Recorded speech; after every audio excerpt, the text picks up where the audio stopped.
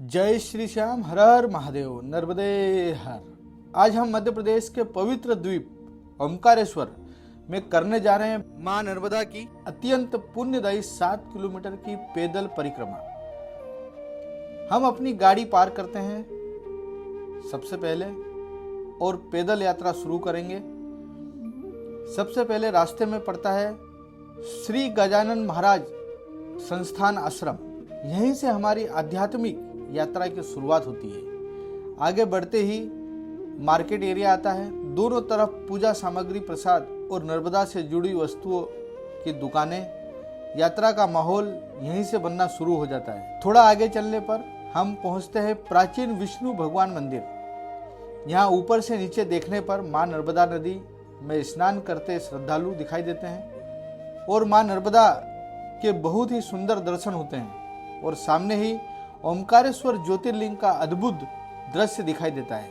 यहाँ विष्णु भगवान क्यों विराजमान है? मान्यता है यह पूरा द्वीप ओम आकार का है। भगवान शिव यहाँ तप में लीन थे। तब सृष्टि संतुलन हेतु भगवान विष्णु ने इस क्षेत्र की रक्षा का संकल्प लिया। इसलिए परिक्रमा शुरू करने से पहले भगवान विष्णु के दर्शन करना अनिवार्य है। यहीं से हमारी परिक्रमा की शुरुआत होती है, जिससे हमारा मन स्थिर होता है और यात्रा को सफलता मिलती है। यहीं से ओमकार पर्वत परिक्रमा का शुभारंभ होता है। अब हम आ गए हैं झूला पुल ओमकारेश्वर। यह ओमकारेश्वर का सबसे पुराना पुल है। हम बचपन से इसे देखते आए हैं। पहले यहाँ से मां नर्मदा में सिक्के अर्पित करते थे और कई बार सिक्के नाव में गिर जाते थे। उस समय से हम इस पुल को देख रहे हैं। यहीं से नर्मदा जी के दर्शन और ओमकारेश्वर ज्योतिर्लिंग के शिखर दर्शन बहुत ही सुंदर होते हैं। जैसे ही पुल उतरते हैं, लेफ्ट हैंड पर परिक्रमा मार्ग चालू हो जाता है। यह 7 किलोमीटर की सुगम और सुंदर यात्रा है।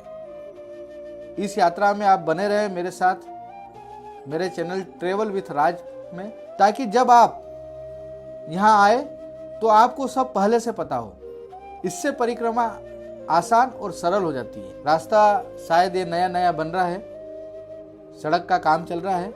रास्ता प्राकृतिक है, पगडंडी है और यहाँ आपको प्रकृति का अनोखा रूप दिखेगा। बंदरों का परिवार एक दूसरे से सटकर गहरी नींद में, ऐसी शांति कि मानो पूरा द्वीप ध्यान में हो। ऐसी शांति कि पास जाकर वीडियो बना रहे हैं फिर भी नहीं हिलते। परिक्रमा मार्ग का पहला पड़ाव ऋण मुक्तेश्वर महादेव मंदिर। लगभग 1.5 किलोमीटर के बाद हम पहुंचते हैं ऋण मुक्तेश्वर महादेव मंदिर। मंदिर की महिमा कहते हैं यहाँ दर्शन करने से पितृ ऋण, कर्म ऋण और मानसिक बोझ कम होता है। पुराणों के अनुसार देवताओं ने भी यहाँ पूजा कर अपने दोषों से मुक्ति पाई थी। इसलिए परिक्रमा का पहला विश्राम आत्मशुद्धि का स्थान है। अब हम दर्शन कर आगे अपनी परिक्रमा में बढ़ते हैं। रास्ता बहुत खूबसूरत है। हरे भरे पेड़ है चारों तरफ और साथ में नर्मदा माँ स्वयं चलती है। अब हम पहुंच गए हैं गौरी सोमनाथ मंदिर। लगभग 3.5 किलोमीटर पर आता है। गौरी सोमनाथ मंदिर 3 मंजिला प्राचीन मंदिर है। प्रथम तल पर 6 फीट काले पत्थर का शिवलिंग है। द्वितीय तल पर महाकाल के दर्शन होते हैं और तीसरी मंजिल पर जब हम जाते हैं, सीढ़ियाँ बहुत छोटी है। बड़ी मुश्किल से 1-1.5 फीट की जगह होगी। एक ही व्यक्ति जा सकता है, एक ही आ सकता है। 3 मंजिला ये मंदिर है। तीसरी मंजिल पर सिद्धनाथ महादेव के दर्शन होते हैं। यहाँ का जो शिवलिंग है विशेष है।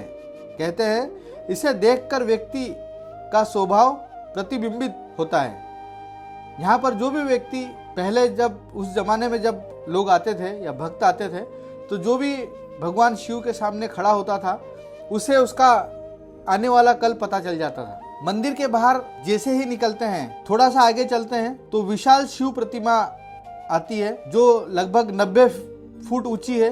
बड़ी विशाल प्रतिमा है। हम जैसे ही मंदिर के अंदर जाते हैं, माता पार्वती और भोलेनाथ के दर्शन होते हैं। हम जब दर्शन करके बाहर आते हैं, थोड़ा सा आगे चलते हैं तो हमें दर्शन होते हैं आदि गुरु शंकराचार्य जी, जिनकी प्रतिमा है। बहुत ऊंची प्रतिमा है। हम जब नर्मदा जी में नौका विहार करते हैं, जब नाव से घूमते हैं, तो नाव वाले हमें वहाँ से प्रतिमा दिखाते हैं। आदि गुरु शंकराचार्य जी की भव्य प्रतिमा है। यही उन्हें गुरु गोविंद पाद से ज्ञान प्राप्त हुआ था। यहीं से अद्वैत वेदांत का प्रकाश पूरे भारत में फैला था। थोड़ा सा और आगे चलते हैं। आगे चलने पर आता है चांद सूरज द्वार। चांद सूरज द्वार, इसे राजा मचकुंद के महल का द्वार माना जाता है और पर्वत का सबसे ऊंचा स्थान है, जहां एक तरफ चांद और एक तरफ सूर्य की प्रतिमा है। यहाँ पर भी टूटे हुए पत्थर आसपास पड़े हुए बहुत सारे दिखेंगे। इतिहासकारों के अनुसार आक्रमण और समय क्षरण के कारण ये नुकसान हुआ है। और अब आगे हम चलते हैं सिद्धेश्वर महादेव मंदिर। अब रास्ते में आता है सिद्धेश्वर महादेव मंदिर।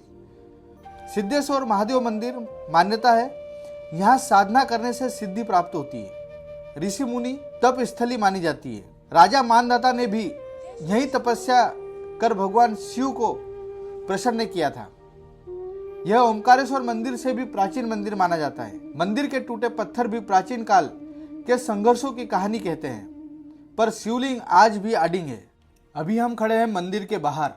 देखिए इन विशाल पत्थर के खंभों को, कितने ऊंचे, कितने भव्य। ऐसा लगता है जैसे सदियों से समय को थाम कर खड़े हो। इन स्तंभों की नक्काशी आज भी बताती है कि कभी यहाँ अद्भुत स्थापत्य कला अपने शिखर पर रही होगी। लेकिन इतिहास के कठिन काल में भारत के अनेक मंदिरों की तरह इस मंदिर को भी आक्रमणों के दौरान क्षति पहुंचाई गई।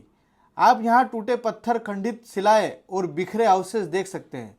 ये सिर्फ पत्थर नहीं, ये इतिहास के मौन साक्षी हैं। फिर भी देखिए मंदिर टूटा नहीं, आज भी खड़ा है। आस्था रुकी नहीं, आज भी चल रही है। यही सनातन की शक्ति है। समय बदला, राज बदले, पर महादेव की उपासना आज भी यही जारी है। हर हर महादेव। अब हम पुनः पहुंचते हैं नए झूला पुल पर और सामने दर्शन होते हैं ओमकारेश्वर ज्योतिर्लिंग के और मां नर्मदा के। परिक्रमा पूर्ण, मन पूर्ण, यात्रा सफल। अंत में हम लौटते हैं श्री गजानन महाराज आश्रम। यहाँ थोड़ी देर विश्राम करेंगे, थोड़ी थकान दूर करेंगे। ये बहुत अच्छी जगह है।